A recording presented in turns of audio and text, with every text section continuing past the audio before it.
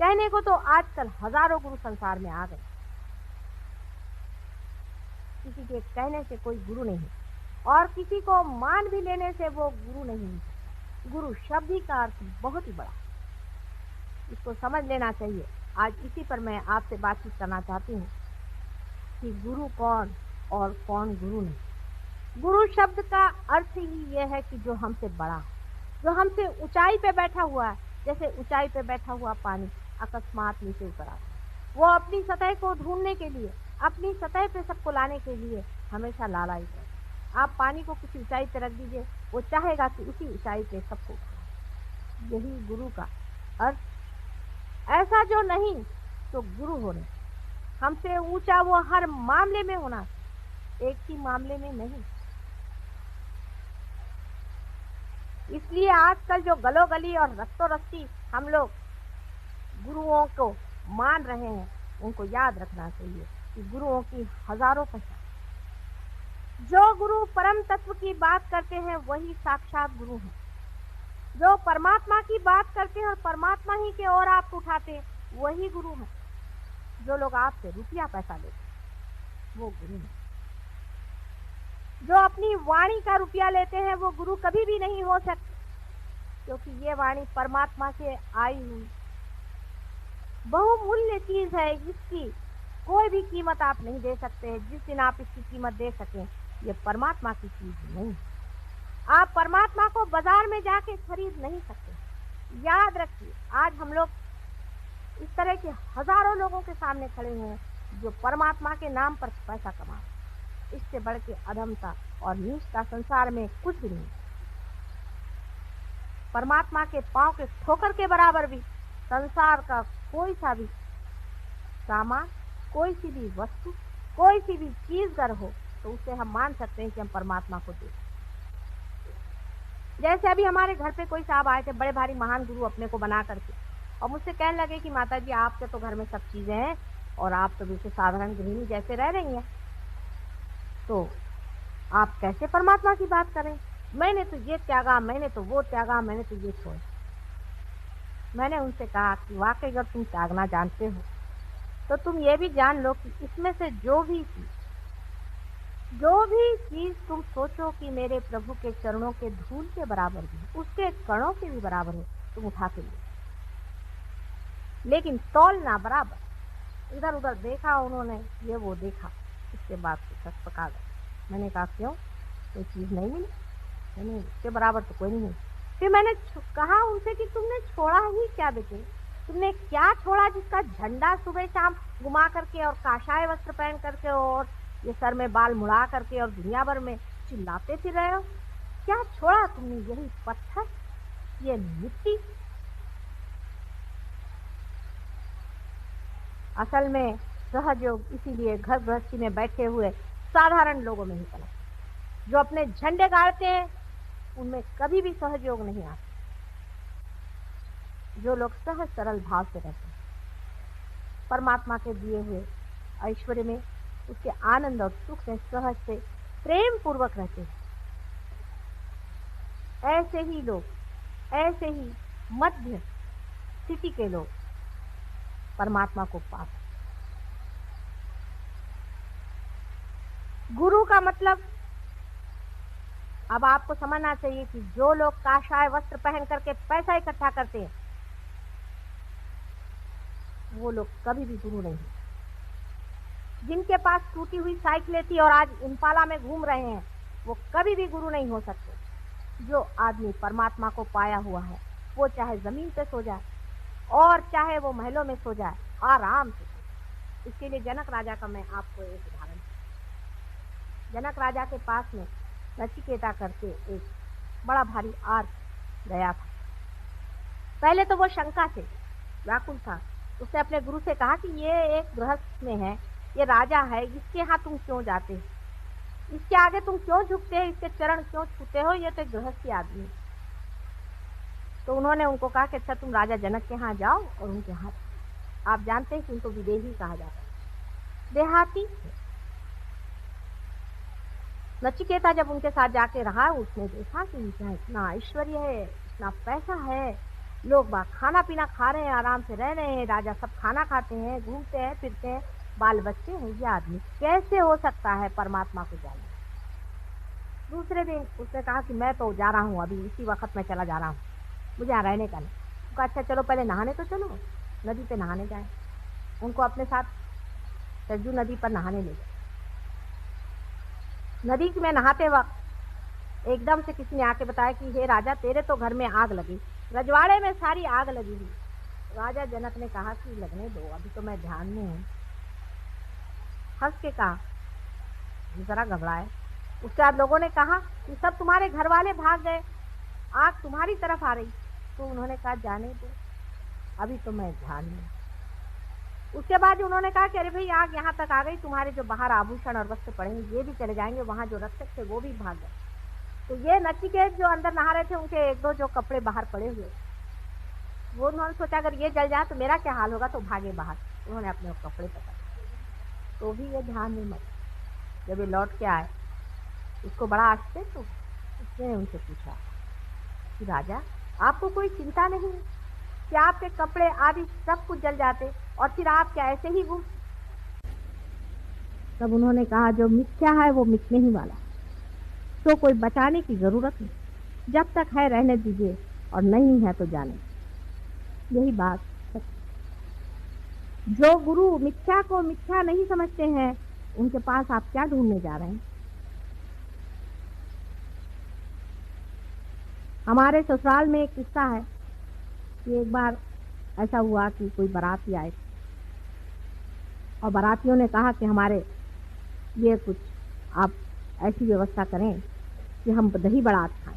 बारातियों के ज़रा नखरे होते हैं, और जाड़े के दिनों में लोगों ने कहा कि भाई इस वक्त दही बड़ा बनाना बहुत मुश्किल है, क्योंकि जाड़े में दही बड़ा शाम के वक्त बनाया नहीं जाता। कब बस हम तो दही बड़ा खाएंगे, अब इसी वक्त लाइए आप दही बड़ा। तो एक बाबा जी वहाँ रहते थे, उनका पता चला। उन्होंने बाबा जी बुलाया कि भाई आप किसी तरह से इंतज़ाम करो। तो कभी मैं मंगा तो दूंगा, लेकिन उसके बाद मैं रहने वाला नहीं। कहते ठीक है मंगा दीजिए। उन्होंने एक खिड़की बंद कर ली, दूसरी खिड़की बंद कर ली, दरवाज़ा बंद कर लिया, और उसके बाद कहा कि देखो आगे आपका दही बड़ा खाइए। वहाँ सब दही बड़े आ गए, लोगों ने दही बड़ा खाना शुरू कर दिया, बड़े खुश हुए। बाबा जी भाग, रातों रात बाबा जी जान बचाकर भाग। लोगों को समझ नहीं आया कि बाबा जी क्यों भागे। दूसरे दिन सवेरे वहाँ मांग लोग होते हैं, एक शूद्र जाति की जो आती है और खाना वाना सब बटोर कर ले जाए। वो आए और उन्होंने देखा बर्तन वगैरह को, कहने अरे हमारे कुल्हड़ कौन उठा के लाया? फिर तो हमारे कुल्हड़ थे, ये कौन उठा के लाया? वो जो विवाह था संपन्न तो हुआ था, इससे लड़की विदा हो गई, नहीं तो कोई लड़की को भी विदा नहीं कर। वजह ये थी कि सब लोग बहुत नाराज हो गए, कहने लगे कि ये कौन लेकर के आया? हमारे पूर्वजों में समझ लीजिए हमारे पिता के ही थे। लोग इन सब चीजों में विश्वास ही नहीं करते थे। इसे भानामती कहा जाता था महाराष्ट्र में पहले। ऐसी चीजों में कोई भी विश्वास नहीं करता था कि ऊपर से कुछ चीज चली आ गई और उन्होंने दही बड़े खा लिए। अब क्या परमात्मा को कोई और धंधा नहीं दही बड़े खिलाने के सिवा? आप लोगों को भी सोचना चाहिए कि आप लोगों को दही बड़े खिलाने का ही उनको एक धंधा बचा हुआ। जब आप किसी को इसलिए गुरु बनाते हैं कि वो आपको 200 रुपया पकड़वा देते हैं, मैं कहती हूँ ऐसे ही दाता लोग अगर हैं तो इस देश का इकोनॉमिक प्रॉब्लम ही सॉल्व कर दीजिए, सबको दीजिए। घड़ियां मंगाते हैं स्विट्जरलैंड से बनी हुई, एक भगवान से बनी हुई घड़ी मंगा दें तो मान ले बा। इस चीज को सोच लेना चाहिए कि हम लोग उसी सुप्रीम को पाना चाहते हैं, उसी परम को पाना चाहते हैं। पर आपकी भी तो खोज इन्हीं जड़ वस्तुओं में, इन्हीं पत्थरों में है, इसीलिए आप इन लोगों को गुरु मानते। रुपया भी जाता है, पैसा भी जाता है। जब आपका सब पैसा निकल जाता है तब आप मेरे पास आते हैं।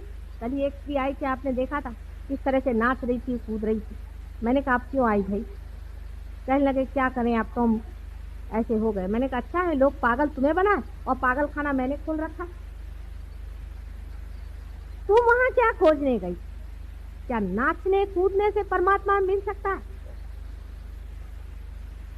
हमारे मानव के जितने भी कायदे कानून बने हैं उसमें उन लोगों को इसका अंदाज ही नहीं है कि मनुष्य कितना घृणित हो सकता है। जिन्होंने भी बनाए हैं बहुत शालीन और अच्छे शुभ लोग थे, उन्होंने उस घृणता को और उस दुष्टता को पहचाना ही नहीं कि मनुष्य अंदर से कितने गंदे कामों में फंसा हुआ। अगर वो लोग जान जाए तो नए कायदे बनाने पड़ेंगे इन लोगों को सबको पकड़ने के लिए ईसा मसीह को तो इन्होंने उठाकर सूली पे चढ़ा दिया, तो आसान था। लेकिन इन लोगों को तो कोई पकड़ ही नहीं पाता, जो रात दिन आपसे रुपया खसोट करके और आप लोगों का सर्वनाश करने पर लगे हैं, और कल आपके बच्चों को पागल खाने में भेजने के लिए तैयार बैठे हुए।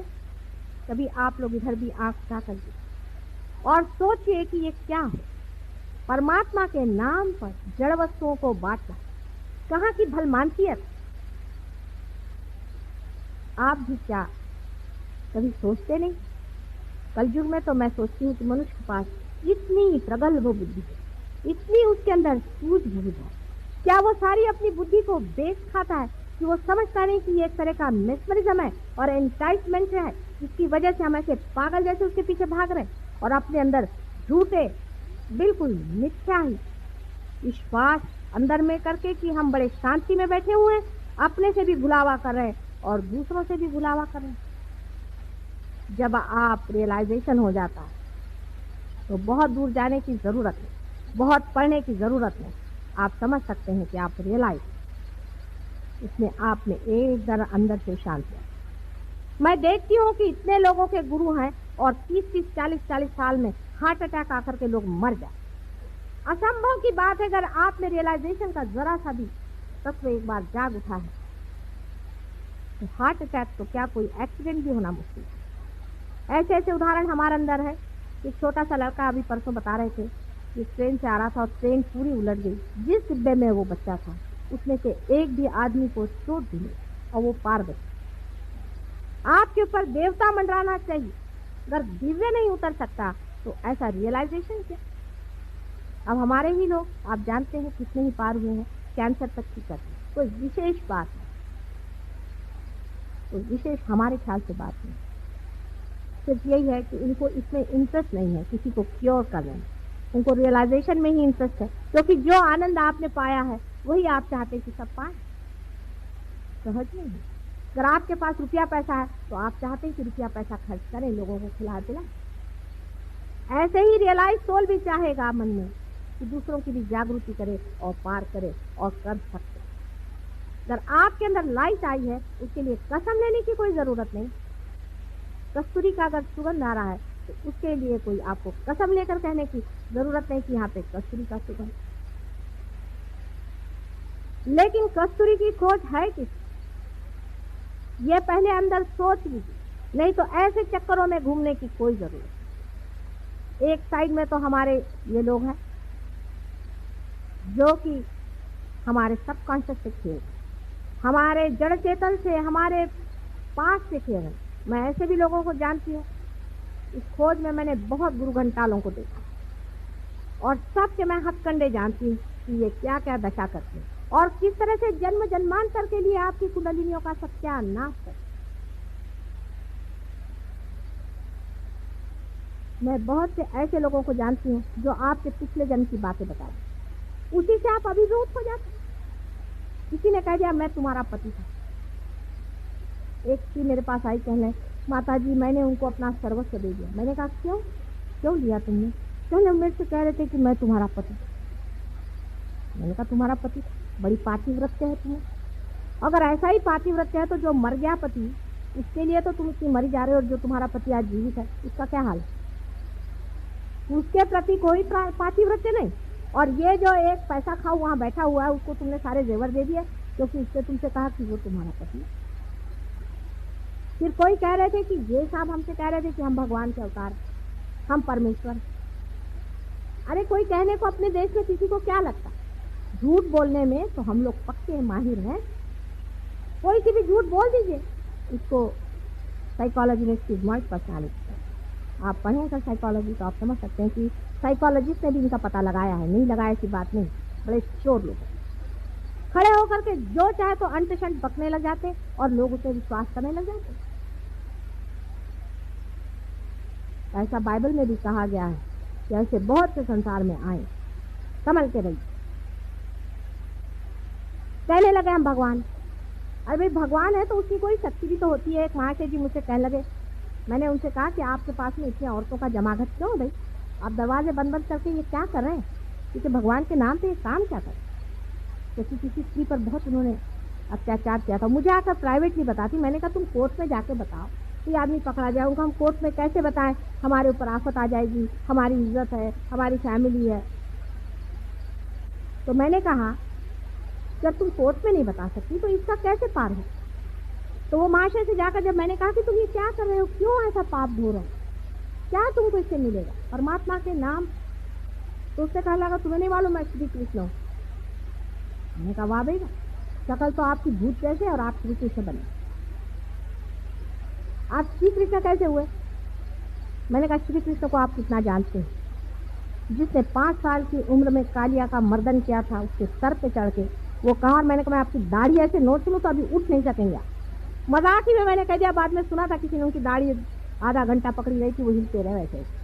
मैंने तो यही कह दिया, ऐसे श्री कृष्ण पैदा होने लग जाएं। दूसरे साहब कहने लगे कि मैं औरतों को इसलिए नग्न करता हूँ क्योंकि कृष्ण ने औरतों को नग्न किया। बताइए कहाँ की बेवकूफ़ी की बात है। श्री कृष्ण 5 साल की उम्र में बच्चों जैसे उनकी लीला थी, औरतों के साथ में उनको क्या नग्न। और 5 साल का बच्चा, उसमें बहुत गहन अर्थ, वो तो सहज योग क्रीड़ा कर रहे थे। 5 साल के बच्चे के लिए कौन बड़ा और कौन छोटा, उसको सभी समझना था।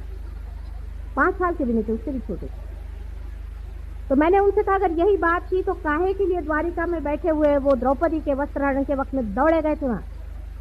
शंख चक्र गदा पद्म गरुड़ लई सिधारे, क्यों सिधारे, क्यों सिधारे थे। अगर उनको स्त्री की पवित्रता का कोई ख्याल नहीं था तो ये आप जवाब दीजिए। इस पर वो श्री कृष्ण जी चुप हो।